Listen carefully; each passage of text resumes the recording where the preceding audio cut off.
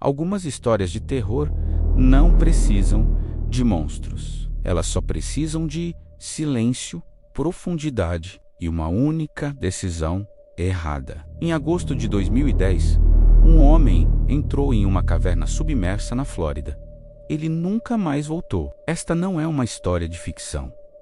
É uma história assustadoramente real. Vortex Spring é uma nascente de água doce localizada no estado da Flórida, nos Estados Unidos. À primeira vista, o local parece tranquilo, água clara, visibilidade excelente. Mas abaixo da superfície existe um sistema de cavernas estreitas, profundas e perigosas. Por esse motivo, o acesso às cavernas é restrito apenas a mergulhadores com certificação avançada, ou, pelo menos, deveria ser. Ben McDaniel tinha 30 anos. Nasceu em 15 de abril de 1980. Era o mais velho de 3 irmãos, filho de uma família rica que vivia em Collierville, no Tennessee, nos arredores de Memphis. Mas, no final dos anos 2000, sua vida começou a desmoronar. Após o fim do casamento, Ben voltou a morar com os pais. Seu negócio na construção civil havia falido, deixando para trás uma dívida fiscal de quase $50 mil com o governo americano. A estabilidade que ele havia construído desapareceu. E por trás dessas perdas visíveis, havia uma dor ainda mais profunda. Em 2008, seu irmão mais novo, Paul, morreu aos apenas 22 anos de idade. Os dois eram muito próximos, cresceram juntos, unidos por aventuras ao ar livre e escaladas em rocha. Foi Ben quem encontrou Paul inconsciente dentro da casa da família. Ele tentou reanimá-lo. Não conseguiu. Na época, a causa da morte foi atribuída a um derrame. Anos depois, a verdade veio à tona.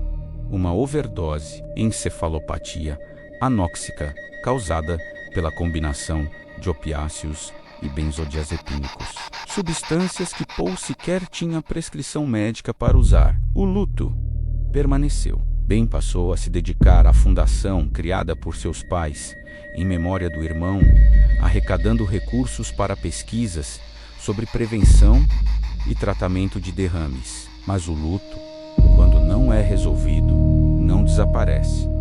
Ele apenas se move em silêncio. Percebendo que o filho atravessava um período difícil, seus pais sugeriram uma pausa, um afastamento da rotina, um recomeço temporário. Eles se ofereceram para sustentá-lo financeiramente enquanto ele morava na casa de praia da família, em Santa Rosa Beach, na costa esmeralda da Flórida.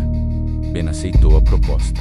Em abril de 2010, se mudou para o local, levando apenas seus pertences e seu cachorro, um labrador chocolate que havia resgatado. Segundo seus pais e sua namorada, a mudança parecia estar fazendo bem.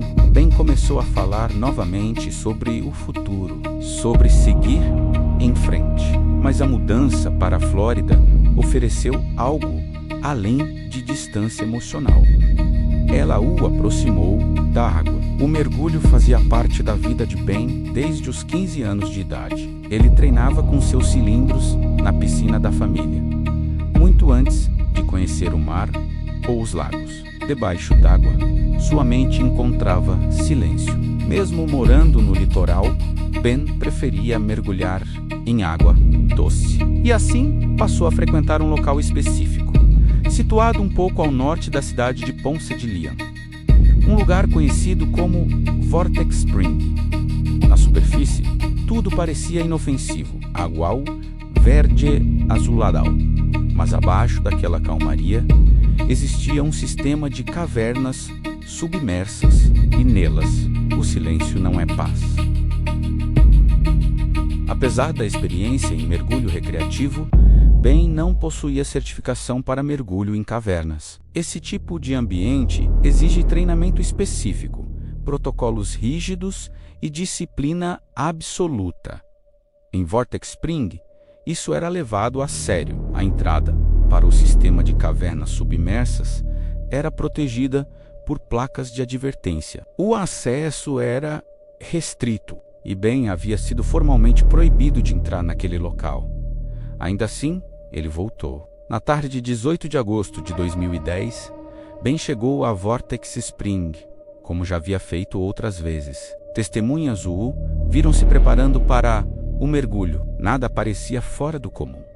Ele entrou na água sozinho. À medida que descia, a luz da superfície se dissolvia lentamente. Os sons desapareciam. Restava apenas o ruído da própria respiração e o feixe estreito de uma lanterna cortando a escuridão. A poucos metros de profundidade, Ben deixou para trás a área aberta da nascente e cruzou o limite invisível que separa um mergulho recreativo de um mergulho sem retorno. Dentro da caverna, o espaço se fechava.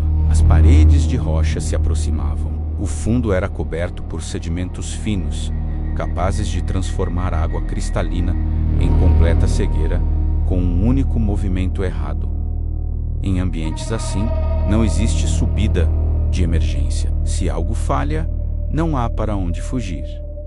Horas se passaram. Ben não voltou à superfície. Quando sua ausência foi percebida, mergulhadores experientes iniciaram as buscas. O que encontraram foi perturbador. Dentro da caverna, a mais de 30 metros de profundidade, estavam os cilindros de Ben, presos em uma passagem estreita. O local era apertado demais para uma manobra segura. Seu corpo foi localizado além desse ponto. A posição indicava que Ben tentou atravessar um espaço estreito demais e não conseguiu retornar. Especialistas analisaram o cenário sem treinamento adequado, sem linha guia corretamente instalada, sem margem para erro. Uma sequência de decisões que, em cavernas submersas, costuma terminar de apenas uma forma. O resgate do corpo foi considerado arriscado demais. Trazer Ben de volta significaria colocar outras vidas em perigo. Por isso, ele permaneceu ali, no silêncio absoluto da caverna. Até hoje, algumas histórias terminam com respostas claras. Outras terminam com uma lição simples e implacável. A natureza não perdoa descuidos. Se você quer conhecer outras histórias reais como esta, inscreva-se no Assustadoramente. Aqui, o medo não é imaginado, ele aconteceu.